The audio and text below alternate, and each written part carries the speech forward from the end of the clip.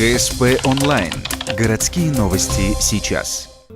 Вопрос вывоза твердых коммунальных отходов вновь обсудили в администрации. Совещание прошло в формате телемоста с республиканскими чиновниками. Напомним, с 1 ноября в силу вступили изменения по вывозу мусора. Теперь всеми вопросами занимается одна компания. Региональным оператором является Ухта-Жилфонд. Как отметили в ходе телемоста, решение ввести изменения 1 ноября приняли для того, чтобы избежать мусорного коллапса и обкатать программу еще до Нового года. Правда, такие изменения порадовали не всех. Оказалось, что мусор стал обходиться дороже. На днях тариф снизили, исключив из него крупногабаритные отходы. А для тех, кто хочет и вовсе избежать платы, планируют внести изменения в Кодекс об административных правонарушениях.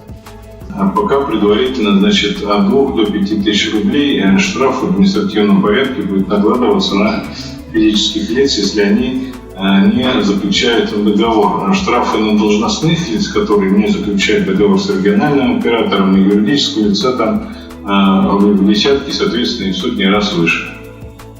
С января 2019-го нас вновь ждут изменения, на этот раз в отношении раздельного сбора мусора. Так, на мусорных полигонах запретят захоранивать то, что может подлежать переработке – бумага, пластик, металл. Пока сортировочные линии есть не везде, в том числе и в Ухтинском районе, но в планах построить завод.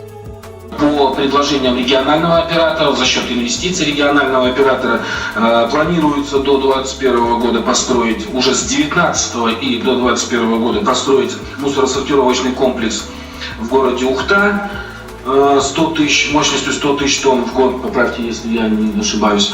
Город Сыктывкар, мусоросортировочный комплекс мощностью до 200 тысяч тонн в год. И установка высокотемпературного сжигания отходов в городе Емба. Реализация этой программы позволит упростить работу с отходами, а также продлить срок функционирования полигонов для сбора мусора. На данный момент в Республике Коми существует 11 таких объектов, большее число которых уже заполнено на 80%.